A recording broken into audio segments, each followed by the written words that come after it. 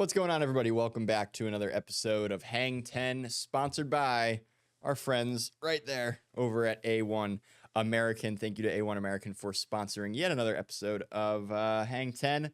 Hopefully everybody's doing well. We've had some waves here recently across Virginia Beach, the Outer Banks. Unfortunately, again, it's been a common theme with these swells coming through this season.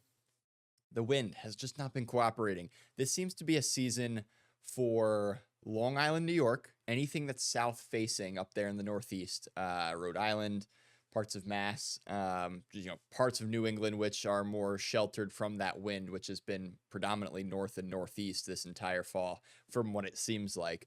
And Florida has been doing real well with these past few swells. Unfortunately for us, definitely not following in that light. We've been dealing with some wind issues, but still some surf nonetheless. So hopefully everybody's been getting out there and enjoying it. Last week's episode, we started our new surfing journey. Now, this is all for the beginners. If you're looking to learn how to surf in this, first part of the segment, I'm going to briefly go back over what we covered last week. Just real brief. Finish up here with some of the very basic stuff. And then in the weeks to come, we'll be getting more information to you on actual surf lessons. We'll be going to hopefully Atlantic Park Surf to film maybe some lessons, and also going to be just doing some more demonstrations maybe on the beach for beginner surfing and how to get yourself going, the best steps for that, and hopefully talking to some people from some surf shops and some surf camps soon. We'll be working on that. That's coming down the pipeline pretty soon. So get stoked for those looking to maybe get in the water as you head into next summer, because of course we are in the fall. Water's still warm though, so definitely get out there while you can. Water's still in the low 70s, and the air temperature is pretty doable. So yeah, enjoy it. Surfing's great. Surfing's for everybody. And yeah, one thing I will say, last week's episode, I really went into the gear, and specifically not just surfboards, but wetsuits, because the more comfortable you are in the water, whether it be, if you're too warm or too cool, that's going to affect your performance. Wetsuit sales are everywhere online. Look up your favorite surf company wetsuit brand. I can almost guarantee you they got a sale going on. Their summer stuff, since we're heading into the off season, the fall and the winter, all that summer gear is now, they're slashing prices. And I also can almost guarantee if you go to any of your local surf shops, they'll probably have some deals laying around for winter or for summer stuff, just trying to clear the house for in time for the fall and winter gear. So go check that stuff out.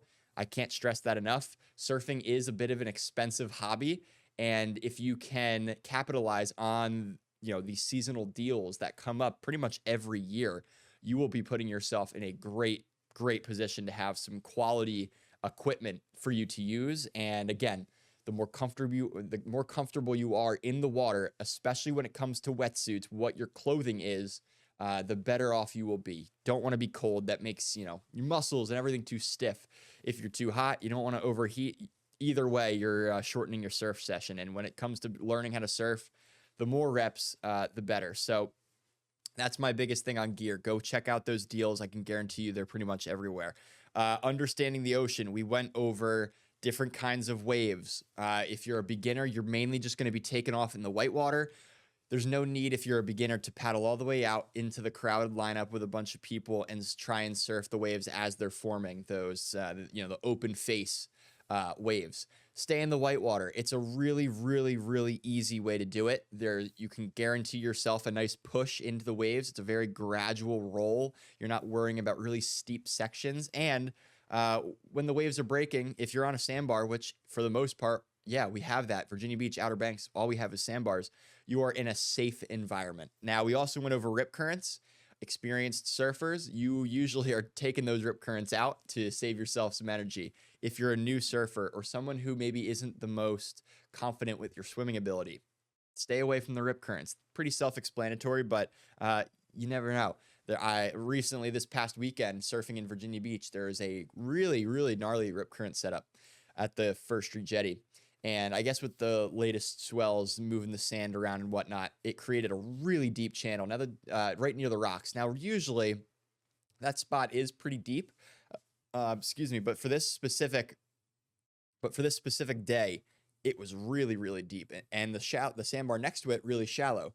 That contrast had a lot of water moving in and out.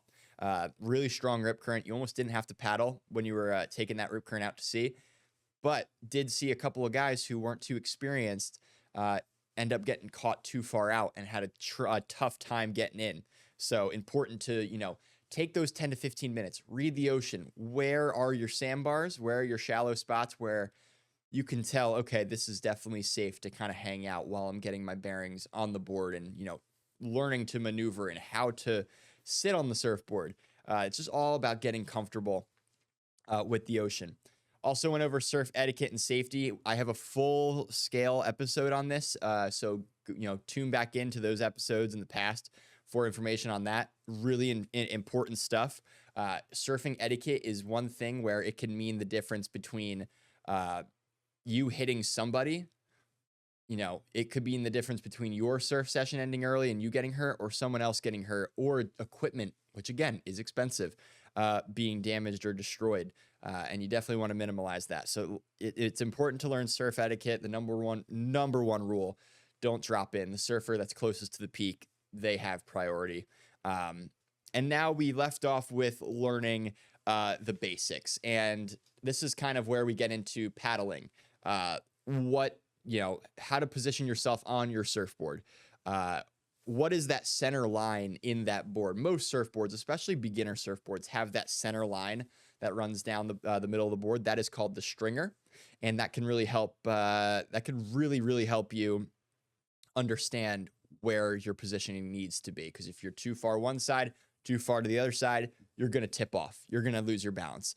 So we'll get into learning the basics. And yeah, again, surfing is fun, but it is a difficult thing. So let's get right into learning the basics. You've got your gear, you've got your understanding of the ocean, starting to get that down. We've got etiquette. Now what's first? The number one thing is paddling. Now paddling, you can do training on. I always say this to surfers. The only way to get better at surfing is surfing, but you can get better at paddling through training, through just normal swimming. YMCAs all across the Hampton Roads, they have lap pools. At least a lot of them do. Or just, outdoor community pools. Head to those if you are able to just swim a couple laps every now and then throughout the weeks. Do that. If you're, paddling, if you feel like you could get a little bit better at that, if you feel like you could be stronger, do some paddle work, mainly with the freestyle stroke, and try and time yourself. Get your timing down. Now, you want to keep your strokes smooth. Alternating is, alternating strokes, which essentially is what freestyle is. It's just the normal stroke. We're not doing breaststroke or butterfly stroke or backstroke. When it comes to surfing, you're just doing the normal freestyle stroke. Really important, long, smooth strokes. Pull the water all of the way back. Don't cut it halfway, and keep your head straight. A lot of times I'll see people when they're paddling, they're, squirming their body all around their board. That is very inefficient movement. It can get you really tired. And since it's inefficient, your strokes are just going to be slower. You're not going to be as quick and as efficient getting out into the water. And it all starts with having your head straight, looking towards the front of you where you're going, and not moving too much side to side. Because the moment you start moving your head, your body is going to start to follow. So very important, keep your head straight when you're doing these strokes, when you're paddling on your surfboard, and you'll do just fine. Now, also, I just mentioned the stringer of your surfboard. You got to be able to measure up, essentially, it's essentially very easy. You want to line up that stringer of your board with your nose, and then imagine that line following all the way down through your body. You want to keep your chest centered right on that stringer. Because again, too far to one side, you tip. Too far to the other side, you tip. If you're centered on your board, it makes it easier for paddling as well. And eventually when it comes to standing up, really important there. You don't want to be, leaning off to one side. You want to be centered on that board so that when you go to pop up, you do your push up on your surfboard, you're not, getting uneven weight distributed across the board. So when it comes to popping up, obviously, you're doing a bunch of push-ups, a good way to train for it. And I'll get to kind of training in this next little, segments, fitness and mindset and, just practical tips that I've got for you guys. Push-ups and burpees are great ways to train yourself when it comes to the strength, because it does take, a little bit of getting used to. If you're someone who's, maybe you come from one sport and you're going, say you do, let's see, baseball, for example, and you're going over into surfing. It's different muscles. If you're a snowboarder, kind of similar. Say you're a skier though. Say you're a skier, snowboarder. I know it's kind of similar sports. You're still, using balance. Board sports tend to use some very similar things. It's still slightly different, and it's very important to make sure your strength is up to date. And now push-ups, sit-ups, training your core is a great way to do that, but also, doing burpees, anything, with explosive motion is going to help to really make sure your pop-up is quick, because the longer it takes on your pop-up, the more shaky you're going to be on that board and getting to your feet. And if you don't get to your feet too, quick enough, that wave could be done before you even get up. So it's important to do that. Positioning on the board matters. If you're too far back, the nose of the board will be tilted too far up. You won't get that momentum push into the wave. You want your board, once it gets picked up by the wave, to go down slightly with gravity, with the falling wave. In order to get that momentum to eventually pop up. If you're leaning too far back, your board's going to be elevated like this. On the contrary, on the flip side, if you're too far forward on your board, you're going to nosedive. And if you nosedive, you're pretty much guaranteeing yourself a wipeout. Now, what I usually do, especially when beginning, I always find that if I teach people, or if I'm just riding a beginner board myself, if the waves are small and I have a foam board out, 7 or 8 foot foam board, I just dangle just my feet off the back of the board. That is a perfect method for me. Now, I am a little bit taller. If you're, a little bit of shorter, human being, or if you're teaching your kids and your kids are small, then you may have to adjust them up forward a little bit because they're so light. But for me personally, I would say if you're anywhere from, close to 5'8" to 5'10", upwards of 6'3", 6'4", if you're just hanging your feet off the back of the board, you're doing pretty good, and you shouldn't have much problems with that. We'll get to that in a later episode. But again, all the pop-up is you're just doing push-ups up to your board and trying to get to your feet as quickly as you possibly can. Now, the fitness and mindset part I've kind of been touching on. But let's definitely talk about fitness, because the fitness part of surfing is definitely the most demanding. Paddling is a big shoulder workout. It's also a big back workout too.